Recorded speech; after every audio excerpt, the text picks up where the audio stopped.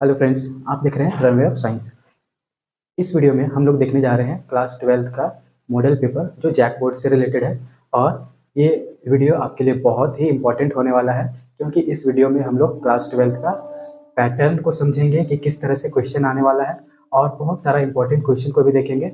ये वीडियो आपके लिए बहुत हेल्पफुल होगा, जिससे कि आप अच्छे से अपना फाइनल के बोर्ड एग्जाम का प्रिपरेशन कर सकते हैं। तो चलिए फ्रेंड्स, वीडियो स्टार्ट करते हैं। आज का पहला क्वेश्चन है, क्वेश्चन नंबर 1 केमिस्ट्री का है ये।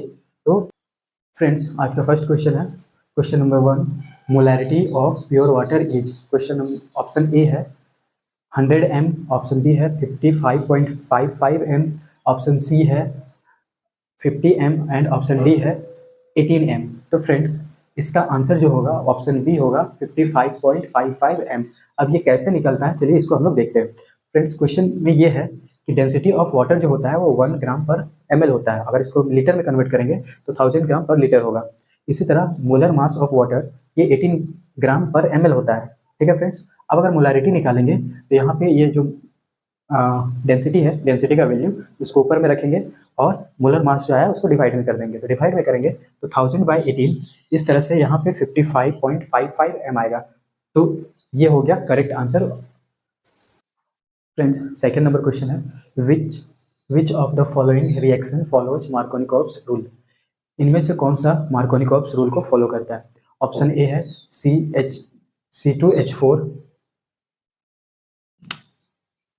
C2H4 plus HBr, option B है फ्रेंड्स, ऑप्शन ए है C2H4 plus HBr, option B है C2H6 plus Cl2, option C है C3H6 plus HBr, option D है C3H6 plus Br2।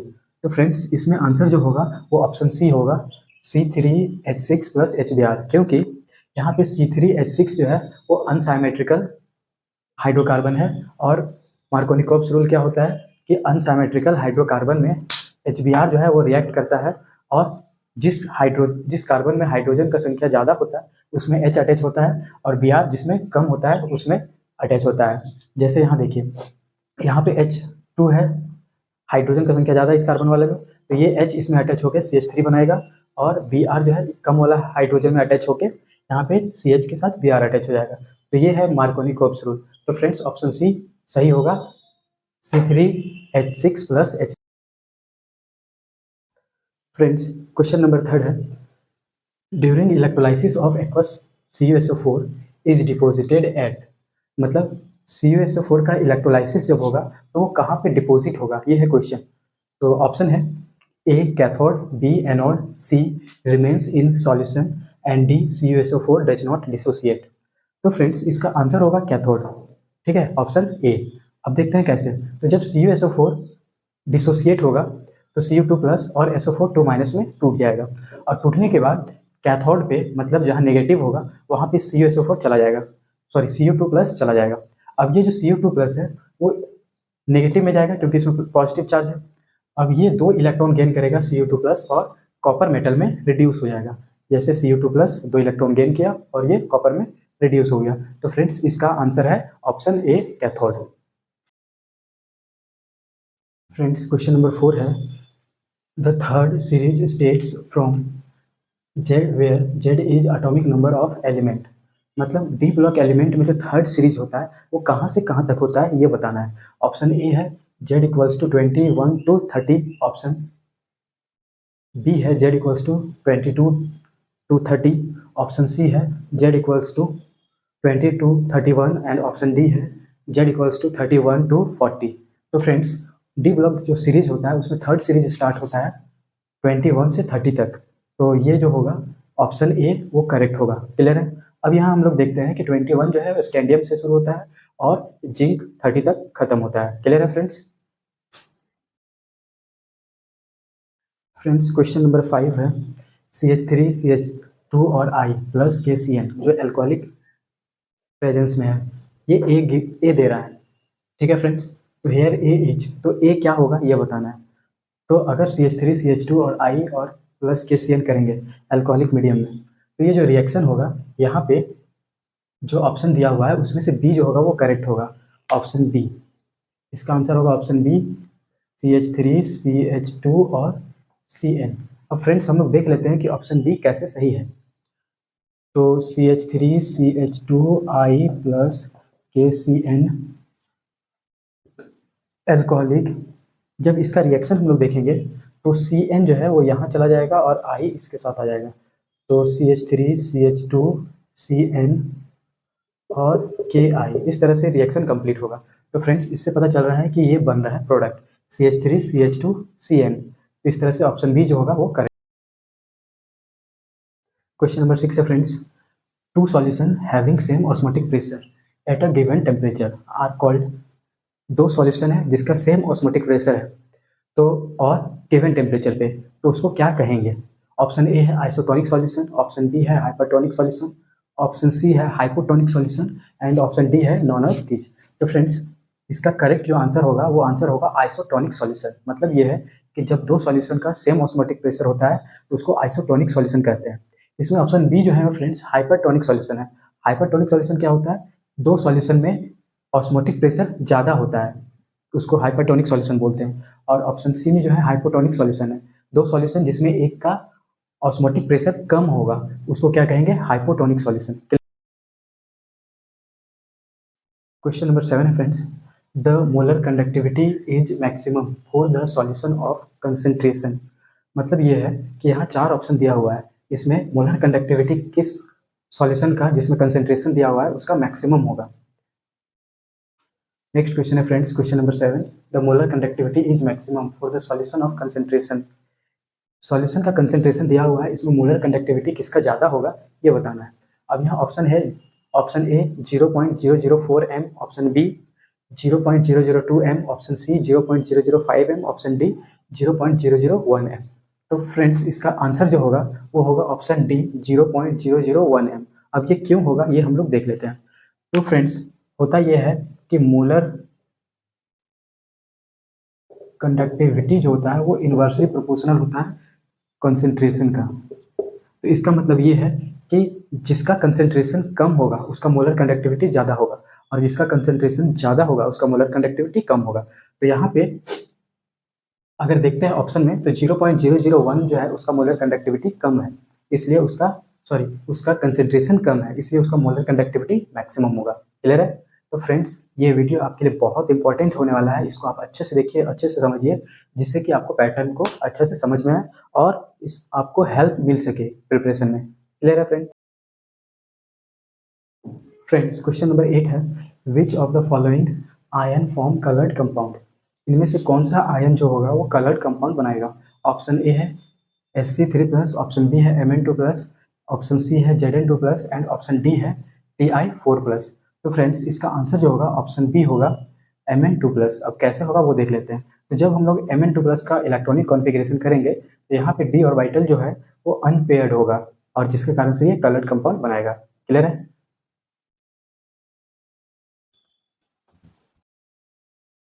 Friends question number 9 है, which of the following is not colligative properties.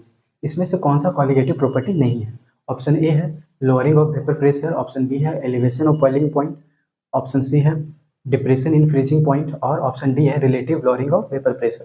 तो friends इसमें से lowering of vapour pressure जो है वो कॉलिगेटिव प्रॉपर्टी नहीं है, क्योंकि relative lowering of vapour pressure colligative property होता है। ठीक है, तो इसका करेक्ट आंसर होगा friends option A, lowering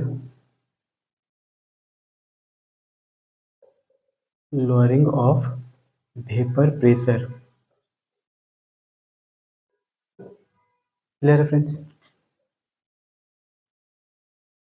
friends question number 10 है, a galvanic cell is constructed with. एक गैल्वेनिक सेल जो है वो कंस्ट्रक्ट किया गया है जिसमें ई नॉट Zn2+ Zn उसका वैल्यू दिया हुआ है -0.76 volt and E not Fe2+ Fe इसका वैल्यू दिया हुआ है -0.41 वोल्ट। तो इसमें से कौन सा आंसर करेक्ट होगा वो फाइंड करना है फ्रेंड्स। तो हम लोग को इसमें ई नॉट सेल का वैल्यू फाइंड करना है और इसमें चार ऑप्शन दिया हुआ है, तो देख लेते हैं कौन सा आंसर सही होगा। तो इसको सॉल्व करने के लिए हम लोग एक फार्मूला यूज करेंगे और फार्मूला जो होगा वो होता है E cell equals to E cathode minus E anode. अब फ्रेंड्स हम लोग को यहाँ समझना है कि इसमें से कौन सा कैथोड है और कौन सा एनोड है, तभी उसका वैल्यू हम लोग इसमें पुट कर सकते हैं। तो इसको समझने के लिए बस इतना सा देखना है कि किसका वैल्यू ज़्यादा है। जिसका वैल्यू ज़्यादा होगा वो कैथोड होगा और जिसका वैल्यू कम होगा वो एनोड होगा। तो ज़्यादा वाला अगर वैल्यू देखते हैं तो जिंक का वैल्यू दिया हुआ है -0.76 और Fe का वैल्यू दिया हुआ है -0.41। तो -0.41 का वैल्यू बड़ा है इसलिए वो कैथोड होगा। तो यहाँ पे पुट करेंगे -0.41 वोल्ट, माइनस एनोड में क्या होगा जो कम वाला वैल्यू होगा, तो इसका वैल्यू होगा -0.76। अब इसको सॉल्व करेंगे फ्रेंड्स तो ये 0.41 वोल्ट माइनस माइनस ये प्लस हो जाएगा 0.76 वोल्ट। अब ये दोनों को ऐड करेंगे तो यहाँ पे आएगा प्लस में 0.35 वोल्ट। तो इस तरह से जो आंसर होगा वो आंसर सी होगा सही। तो इसमें आंसर होगा ऑप्शन सी 0 + 0.35 वोल्ट।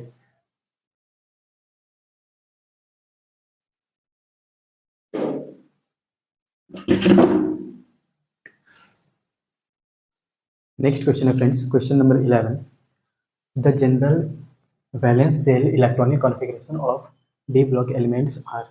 मतलब ये है कि डी ब्लॉक एलिमेंट्स का जनरल इलेक्ट्रॉनिक कॉन्फ़िगरेशन क्या होगा ये बताना है।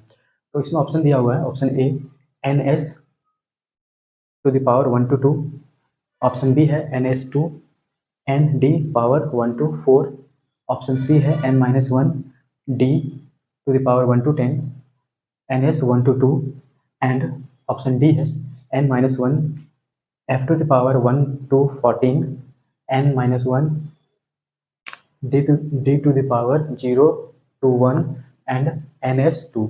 तो फ्रेंड्स ये है ऑप्शन 4 ऑप्शन। तो फ्रेंड्स इसका सही जो आंसर होगा वो होगा ऑप्शन सी। ऑप्शन सी में क्या है N-1 D to the power 1 - 10 मतलब 1 to 10 इंटू NS 1 to 2। तो ये है करेक्ट आंसर। क्वेश्चन नंबर 12 है, which concentration unit is independent of temperature. मतलब कौन सा कंसेंट्रेशन यूनिट जो होगा वो टेम्परेचर से इंडिपेंडेंट होगा। ऑप्शन ए है मोलारिटी, ऑप्शन बी है मोलालिटी, ऑप्शन सी है फॉर्मालिटी एंड ऑप्शन डी है नॉर्मालिटी। तो फ्रेंड्स यहाँ पे अगर देखेंगे तो मोलालिटी एक ऐसा यूनिट है जो मास से इंडिपेंडेंट, मास पे डिपेंड करता है, और जो मास पे डिपेंड करता है वो टेम्परेचर से इंडिपेंडेंट होता है। ठीक है फ्रेंड्स, तो इसमें करेक्ट आंसर जो होगा वो होगा ऑप्शन बी मोलालिटी।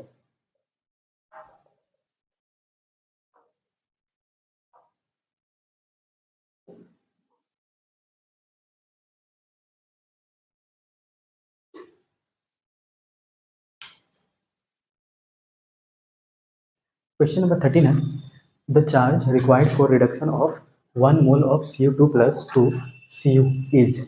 मतलब ये है कि 1 मोल Cu2 प्लस से Cu रिडक्शन में कितना चार्ज की जरूरत पड़ेगा ये बताना है।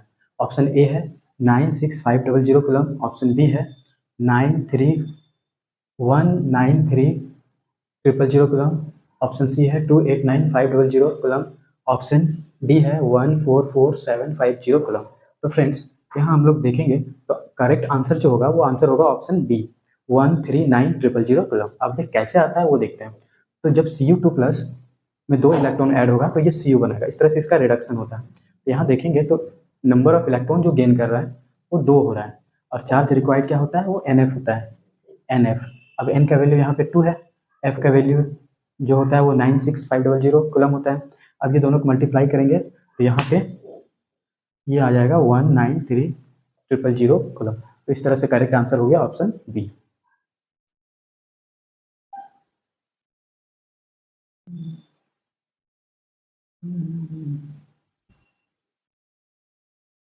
क्वेश्चन नंबर 14 है, द रिएक्शन HCHO मतलब methanol with CH3MgBr followed by hydrolysis keeps.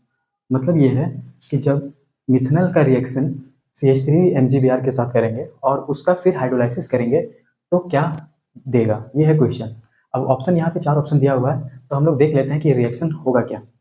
तो CHO और He मिथेनॉल है, इसका रिएक्शन CH3MgBr के साथ करेंगे तो यहाँ पे होगा क्या, यहाँ से CH3 CH2 और ये OMgBr इसमें अटैच हो जाएगा, और उसके बाद जब इसका हाइड्रोलाइसिस करेंगे तो यहाँ से H+ और OH- में वाटर टूटेगा और यहाँ से H प्लस जो है वो O के साथ अटैच हो जाएगा, तो CH3CH2OH बनेगा और प्लस MgBr और ये OH, यहाँ पे MgBr और OH अटैच हो जाएगा। तो फ्रेंड्स यहाँ पे ऑप्शन सी में वो दिख रहा है CH3CH2 और OH, तो इस तरह से करेक्ट आंसर हो जाएगा option C CH3CH2OH।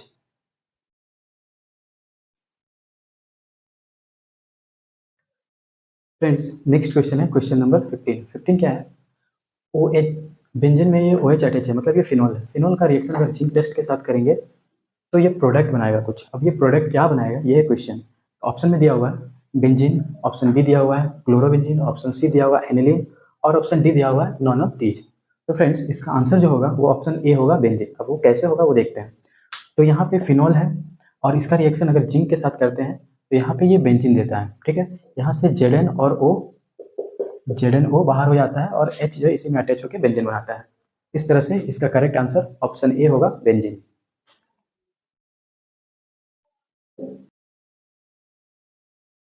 Question number 16 है, rate K equals to SO2Cl2 is an example of, मतलब यहाँ दिया हुआ है एक रिएक्शन का rate, K rate equals to K SO2Cl2। अब ये किसका एग्जाम्पल होगा ये बताना है। ऑप्शन दिया हुआ है A zero order reaction, B first order reaction, C second order reaction और D थर्ड ऑर्डर रिएक्शन। तो फ्रेंड्स इसमें होता क्या है कि जो कंसेंट्रेशन दिया हुआ होता है उसमें पावर को हम लोग देखते हैं और पावर को देख के पता करते हैं कि ये कौन सा ऑर्डर का रिएक्शन है। तो ये जो आंसर होगा ये करेक्ट आंसर होगा B फर्स्ट ऑर्डर रिएक्शन। अब देखते हैं कैसे। तो रेट गिवन है K concentration of SO2Cl2।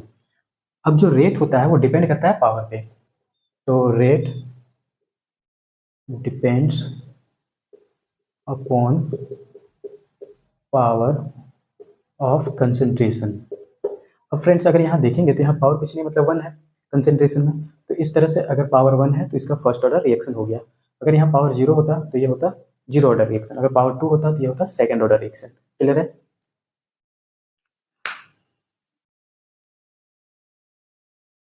Question number 17 है, which of following element exhibit maximum oxidation state, मतलब 4 ऑप्शन दिया हुआ है, इसमें से किसका मैक्सिमम ऑक्सीडेशन स्टेट होगा वो बताना है। अब ये 4 ऑप्शन में क्या क्या है, ए है स्कैंडियम, बी है Fe आयरन, सी है जिंक और डी है मैग्नीज। तो फ्रेंड्स आंसर जो इसका होगा वो होगा मैग्नीज, ऑप्शन डी। देखिए मैग्नीज में जो होता है ऑक्सीडेशन स्टेट +7 तक होता है, स्कैंडियम में +3, Fe में भी +3 तक होता है और जिंक में +2 तक होता है। तो इस तरह से हम लोग देखेंगे तो Fe इस तरह से हम लोग देखेंगे तो Mn में मतलब मैग्नीज में +7 होता है तो ये मैक्सिमम होगा। अगर बोलता है मिनिमम किसका होगा तो वो होता जिंक का, क्योंकि इसमें +2 होता है।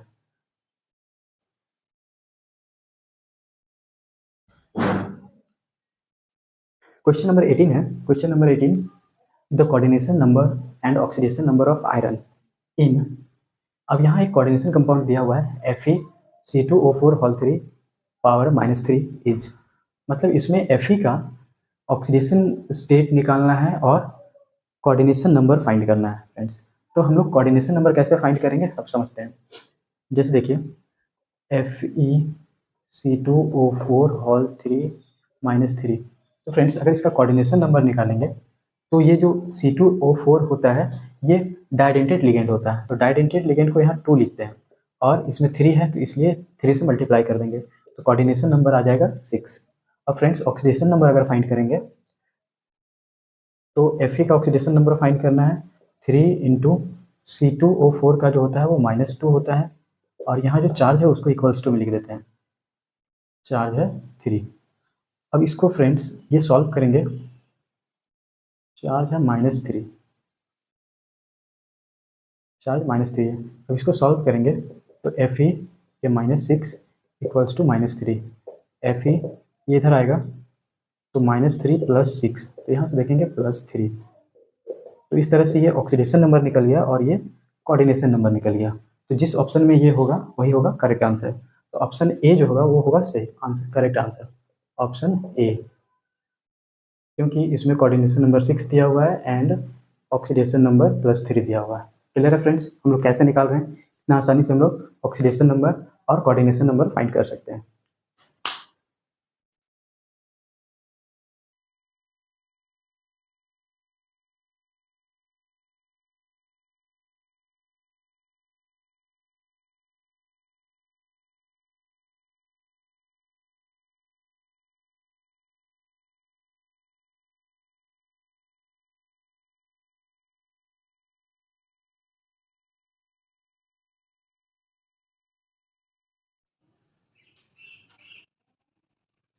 अब क्वेश्चन नंबर 20 है CH3Cl2Cl प्लस NaI, इसको हीट करेंगे तो यहाँ पे प्रोडक्ट दिया हुआ है CH3CH2I और NaCl। अब फ्रेंड्स ये बताना है कि ये जो रिएक्शन हो रहा है इसका नाम क्या है। ऑप्शन दिया हुआ है A Wurtz reaction, B Sandmeyer reaction, C Finkelstein reaction और डी नॉन ऑफ दीज। तो फ्रेंड्स इसका करेक्ट आंसर होगा option C Finkelstein reaction. Finkelstein reaction. तो ऐसा क्यों होगा, तो फिंकेलस्टाइन रिएक्शन में देखते हैं हम लोग, तो यहाँ पे हैलोजन का एक्सचेंज होता है, मतलब NaI में जो I है वो Cl को रिप्लेस करके NaCl बनाएगा और CH3CH2 में I अटैच हो जाएगा, इस तरह से रिप्लेस होता है, तो उसको हम लोग बोलते हैं फिंकेलस्टाइन रिएक्शन।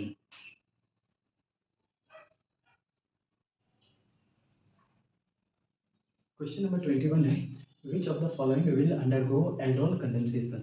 यहाँ पे 4 ऑप्शन दिया हुआ है। ऑप्शन ए में दिया हुआ है CH2 डबल बॉन्ड CH क्या इसमें एल्डोल कंडेंसेशन होगा? इसमें नहीं होगा क्योंकि ये अनसेचुरेटेड है, डबल बॉन्ड। फिर यहाँ पे CH डबल बॉन्ड CCHO, इसमें भी ये विनाइलिक कंपाउंड बना रहा है इसमें, इसलिए बी भी नहीं होगा। ऑप्शन सी है C6H5CHO, तो इसमें बेंजीन रिंग अटैच है, इसलिए ये भी नहीं होगा। तो एल्डोल कंडेंसेशन किसमें होता है? तो ऐसा एल्डिहाइड जिसमें एक अल्फा हाइड्रोजन हो, ठीक है। तो ये जो करेक्ट आंसर होगा ऑप्शन डी होगा, CHO और CH2CHO। तो आंसर जो होगा वो डी होगा, CH2CHO। क्योंकि फ्रेंड्स यहाँ पे अगर देखेंगे तो इसके बाद वाला जो कार्बन होता है ना, फंक्शनल ग्रुप को छोड़ के, उसी को बोलते हैं, उसमें जो हाइड्रोजन होगा उसको अल्फा हाइड्रोजन बोलते हैं। तो इस तरह से करेक्ट आंसर जो होगा वो ऑप्शन डी होगा। और C6H6, तो फ्रेंड्स इसका करेक्ट आंसर होगा ऑप्शन बी CuBr HBr की प्रेजेंस में। एक्चुअली होता ये है कि जब भी गेटरमैन रिएक्शन होता है तो CuCX लेते हैं, CuX और HX के प्रेजेंस में होता है। अब अगर यहाँ पे X के यहाँ पे या तो हम लोग ब्रोमीन ले सकते हैं या तो क्लोरीन ले सकते हैं। तो अगर यहाँ पे हम लोग Br लेते हैं तो यहाँ पे भी Br लेंगे, अगर यहाँ पे X के यहाँ पे क्लोरीन लेंगे तो यहाँ पे भी क्लोरीन लेंगे। तो समझ में आ गया फ्रेंड्स, क्लियर है?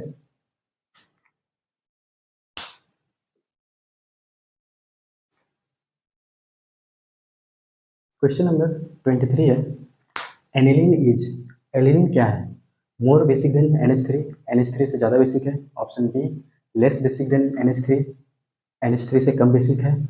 Option C equal basic strength of NH3, NH3 के इक्वल बेसिक स्ट्रेंथ है। या डी नन ऑफ दीज। तो फ्रेंड्स आंसर जो होगा वो बी होगा, लेस बेसिक देन NH3।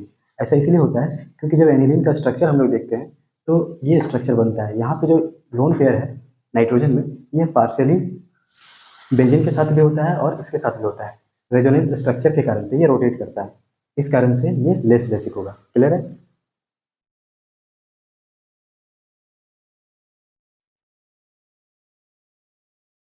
तो चलिए फ्रेंड आगे बढ़ते हैं और अगला क्वेश्चन है क्वेश्चन नंबर 24 नंबर क्वेश्चन है 1 डिग्री एसिड अमाइड में be converted into amine by, मतलब ये 1 डिग्री एसिड अमाइड को हम लोग को कन्वर्ट करना है अमाइन में। अब ये किस रिएक्शन से होगा? ये ऑप्शन है।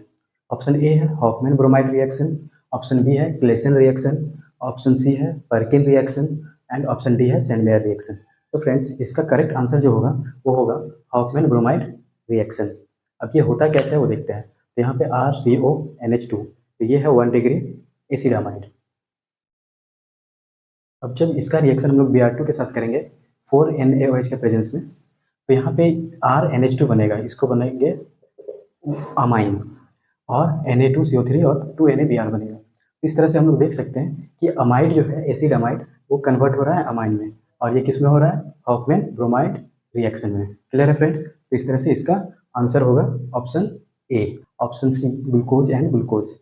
क्लियर है? ऐसा इसलिए होता है कि जब मेल्टोज का कंडेंसेशन करते हैं तो ये 2 अल्फा डी ग्लूकोज बनाता है, और ये जो दोनों अल्फा डी ग्लूकोज एक दूसरे से ग्लाइकोसाइडिक बॉन्ड से कनेक्ट होता है, लिंक्ड होता है। क्लियर है फ्रेंड्स? तो फ्रेंड्स ये कंप्लीट हो गया MCQ क्वेश्चन। अब हम लोग देखेंगे शॉर्ट क्वेश्चन और लॉन्ग क्वेश्चन जो सब्जेक्टिव होगा। ठीक है? क्लियर है?